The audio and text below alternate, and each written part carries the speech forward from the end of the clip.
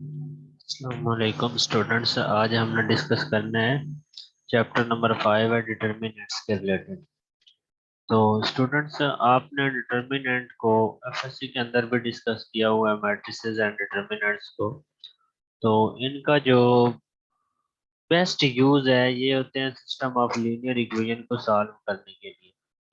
आप जानते हैं कि linear equation in one variable जो है उनकी तादाद हमारे पास n तक भी हो सकती है। n तक होगी तो हमारे पास एक लीनियर इक्वेशन के अंदर अननोन वेरिएबल की तादाद n होनी है और इक्वेशंस भी n होंगी, वेरिएबल भी n होनी है और उसके अंदर इक्वेशन भी n होंगी। इतनी ज़्यादा जब लीनियर इक्वेशंस होंगी तो उनको सॉल्व करने के लिए मैट्रिक्स या डिटर्मिनेंट जो है इनका सहारा लिया जाता है और इजीली सॉल्व कर लिया जाता है। जैसा कि आप जानते हैं कि अगर हमारे पास कोई दो लीनियर इक्वेशन है, for example x plus y is equal to 0 and x minus y is equal to 2, तो इस तरह की दो इक्वेशंस अगर हमें सिंपल हमारे पास हो तो इनको हम इलिमिनेशन मेथड के तहत भी सॉल्व कर सकते हैं। मतलब एक वेरिएबल को ख़त्म करके बाकी जो दूसरे वेरिएबल है उसकी वैल्यू फाइंड कर ली और फिर उस वैल्यू को किसी इक्वेशन में दर्ज करके दूसरे की फाइंड कर ली। ये होता है इलिमिनेशन मेथड। और दूसरा है कि हम एक की वैल्यू फाइंड करके दूसरे में दर्ज करते हैं तो उससे कहते हैं सब्स्टिट्यूशन मेथड। मतलब जब हमारे पास लीनियर इक्वेशन की तादाद एक दो या तीन तक हो तो उस वक्त ये चार तक तो हम उसको बाय इलिमिनेशन मेथड या बाय सब्स्टिट्यूशन मेथड सॉल्व कर सकते हैं। जब लीनियर इक्वेशन की तादाद और उसके अंदर वेरिएबल की तादाद इंक्रीज कर जाती है तो उस वक्त हम मैट्रिक्स मेथड या डिटर्मिनेंट मेथड जो है उसको यूज करते हैं। स्टार्ट करते हैं चैप्टर नंबर 5 को। द रीडर में already be familiar with concept of determinant. आप डिटर्मिनेंट का जो बेसिक कंसेप्ट है उससे ऑलरेडी फेमिलियर है। This concept played a basic role in the solution of system of linear equation. इसका जो बेसिक रोल है ये सॉल्यूशन प्रोवाइड करता है सिस्टम ऑफ लीनियर इक्वेशन का। Before use of matrices and computers, computer के use से पहले या मैट्रिसेस के इस्तेमाल से पहले। The use of determinant is becoming less and less with every passing day. जो डिटर्मिनेंट का यूज है ये दिन ब दिन कम हो रहा है। Nevertheless, determinants still play an important but minor role in finding solution of linear problems. अब डिटर्मिनेंट जो है ये माइनर सा जो करदार है सॉल्यूशन ऑफ लीनियर प्रॉब्लम को सॉल्व करने में अदा कर रहे हैं।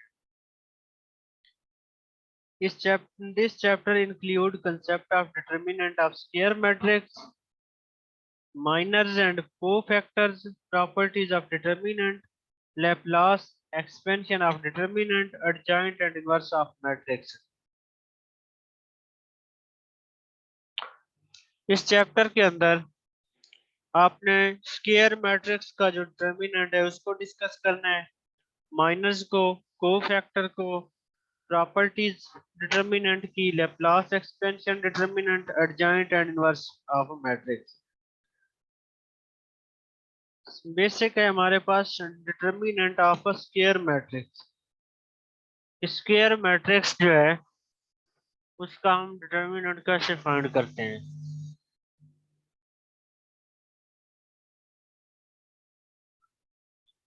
In chapter 4, methods for solving system of homogeneous and non-homogeneous linear equations were given. We shall make use of those methods to give formal definition of determinant. Before taking up the general case, we consider the following special case of two linear equations. हम दो जो है linear equations consider करते हैं, a11 x1 plus a12 x2 equal b1 के। A21 x1 plus A22 x2 बराबर है B2 के। तो x1 x2 इसमें अननाउन्स है एंड एक ए मैट्रिक्स है हमारे पास।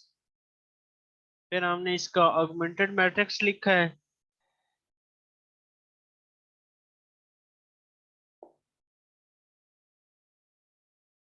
and the quotient matrix and the augmented matrix respectively with entries as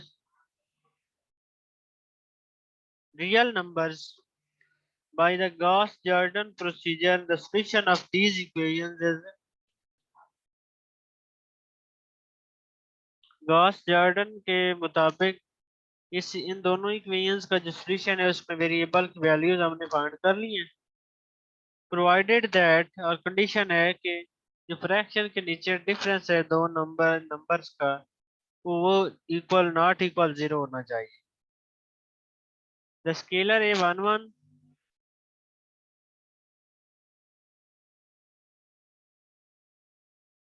ये x1 और x2 की वैल्यू फाइंड कर ली है और जो फ्रैक्शन के नीचे डिफरेंस है ये नॉट इक्वल टू 0 होना चाहिए। The scalars A11 A22 minus A21 A12 is uniquely determined by matrix A. It is called determinant of order 2 of square matrix A. ये क्या है? ये हमारे पास स्क्वायर मैट्रिक्स ऑफ ऑर्डर 2 का डिटर्मिनेंट होगा given in 1 and is denoted by A mod. A mod बराबर है determinant eight A और ये बराबर है A11 A22 minus A21 A12 बराबर है mod of A11 A12 A21 A22।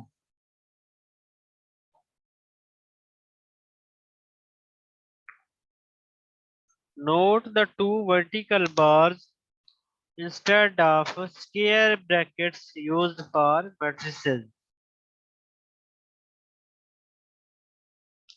We note that of a determinant A of order 2 is a real number associated with matrix A of order 2. So in this case, we may regard determinant as a function whose domain is a set of all square matrices of order 2 and range is a subset of a real numbers. Determinant हमारे पास एक ऐसा function है जिसकी domain क्या है? Set of real numbers of order 2, set of all square matrices of order 2 and range इसकी है set of subset of real numbers. Following properties of determinant of order 2 follow directly from above definition. Determinant की first property हमारे पास है, अगर किसी column के साथ अंदर कोई एलिमेंट मल्टीप्लाई हो रहा हो तो उसको हम एज ए होल कॉमन ले सकते हैं। जैसा कि के कॉलम 1C1 के साथ मल्टीप्लाई हो रहा था तो हमने के को as a whole bar common निकाल ली। सेकंड प्रॉपर्टी है कि अगर A12 बराबर हो B12 plus C12 and A22 बराबर हो B22 प्लस C22 तो ये हमारे पास एक मैट्रिक्स को एक डिटर्मिनेंट के हम दो डिटर्मिनेंट बना सकते हैं। जैसा कि हमने डिटर्मिनेंट के अंदर A12 एंड 22 की वैल्यू दर्ज की है तो हमारे पास और फिर उसको हमने सेपरेटली लिखा है, दो डिटर्मिनेंट बन गए हैं।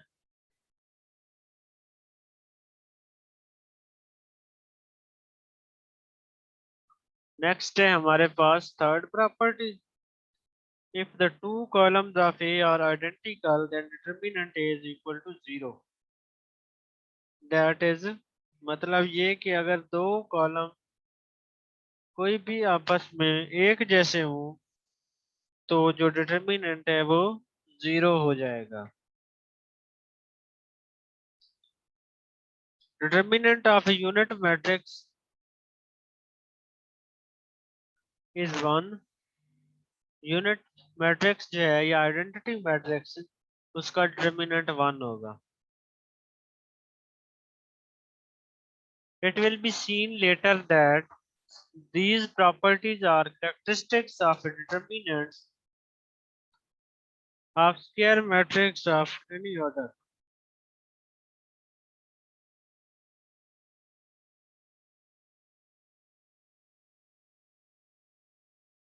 नेक्स्ट है हमारे पास determinant of order n।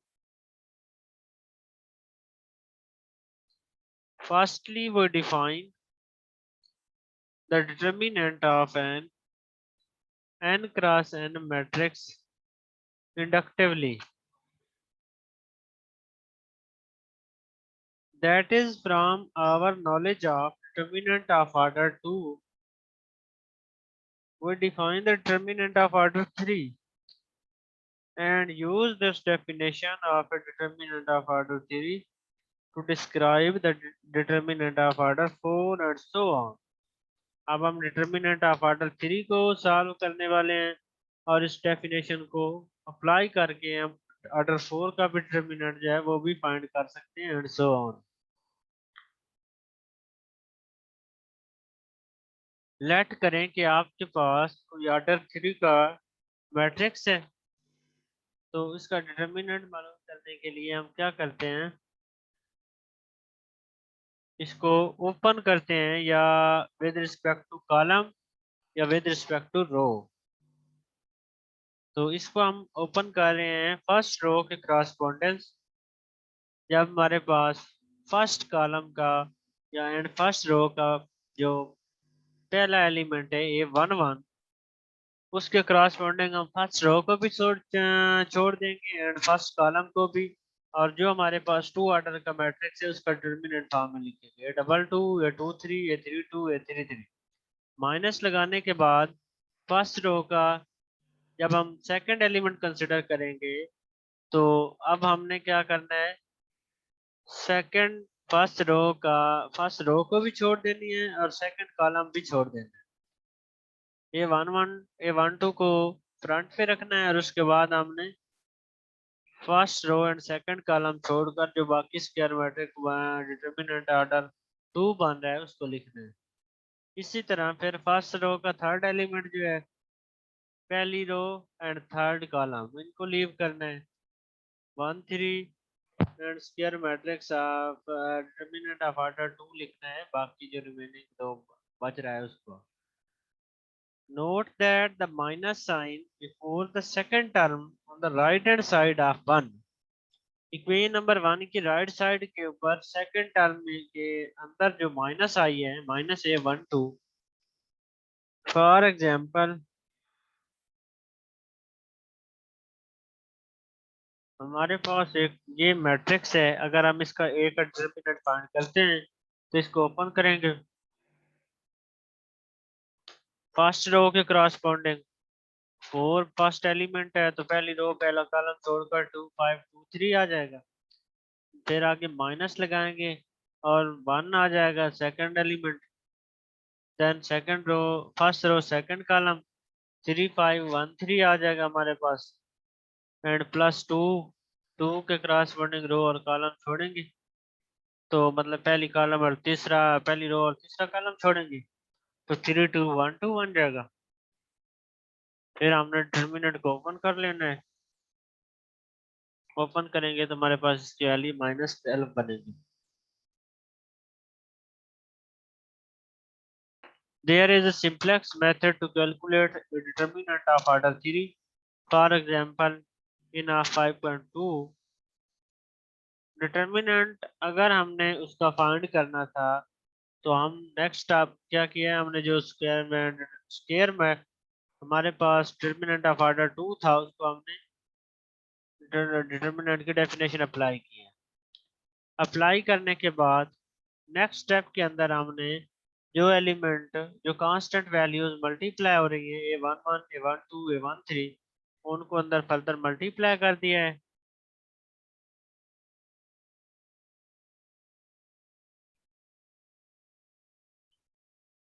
we write the column of A and adjoin to these the first two columns as below.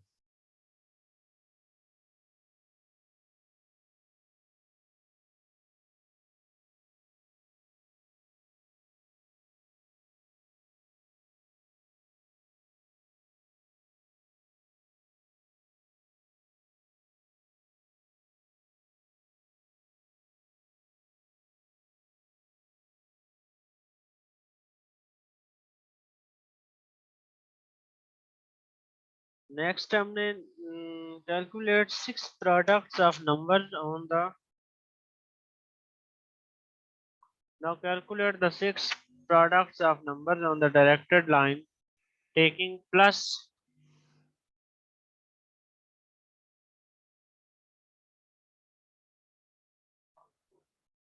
sign with those products on arrows pointing downward and minus sign with taking products arrows pointing upward. Adding these products we get the value of determinant A. This is known as Sarah's rule. जिस तरह students जो नीचे की तरफ arrow आ रहे हैं उनके साथ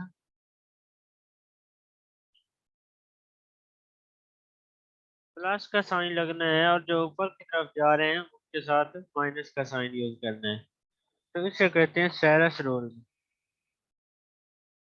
The method of arrows given above works only for n is equal to 2, 3 and not for n is equal to n is greater or equal to 4. इसके अलावा स्टूडेंट्स ये माइनस के जो साइन हम यूज कर रहे हैं उसके लिए हम माइनर का जो मेथड है माइनर ऑफ एलिमेंट वो भी अप्लाई कर सकते हैं. जो नेक्स्ट डेफिनेशन हमारे पास आ रही है,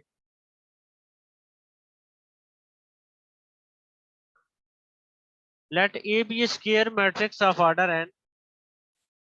The matrix obtained from A deleting its ith row and jth column is again a matrix Mij. For example हमारे पास एक स्क्वायर मैट्रिक्स ए है जिसका ऑर्डर n है, मतलब उसमें रोज और कॉलम की तादाद बराबर है. स्क्वायर मैट्रिक्स फ्रॉम ए एक मैट्रिक्स जो हम ए से हासिल करेंगे डिलीट करने के बाद ith row and jth column, मतलब ए स्क्वायर मैट्रिक्स जो है उसके हम ith रो को निकाल देते हैं और jth कॉलम को, तो जो नया मैट्रिक्स हमारे पास बनेगा वो भी एक मैट्रिक्स होगा जिसका ऑर्डर n-1 होगा, मतलब उसमें से एक रो और एक कॉलम हमने निकाल दिया है, तो Mij जो है ये क्या कहलाएगा, jth माइनर ऑफ ए, तो ये ए का माइनर कहलाएगा. डेफिनेशन है let Mij be the ijth minor of square matrix A of order n, then Aij बराबर होगा -1 की power I plus j into determinant of Mij. मतलब आपने जब भी कोई डिटर्मिनेंट ओपन करना है तो आप साथ में -1 की पावर I plus j लिख सकते हैं. I मतलब रो की तादाद, रो एंड j मतलब कॉलम. फॉर एग्जांपल आप फर्स्ट एलिमेंट के क्रॉसपोंडिंग किसी डिटर्मिनेंट को ओपन करते हैं तो इसका मतलब है उसमें पहली रो और पहला कॉलम आपने छोड़ना है, तो I की जगह पर भी 1 लिखना है और j की जगह पर भी 1 लिखना है. is called the ijth cofactor of A. Observe that the sign on the right hand side of the above equality is positive, negative, according as I plus j is even or odd.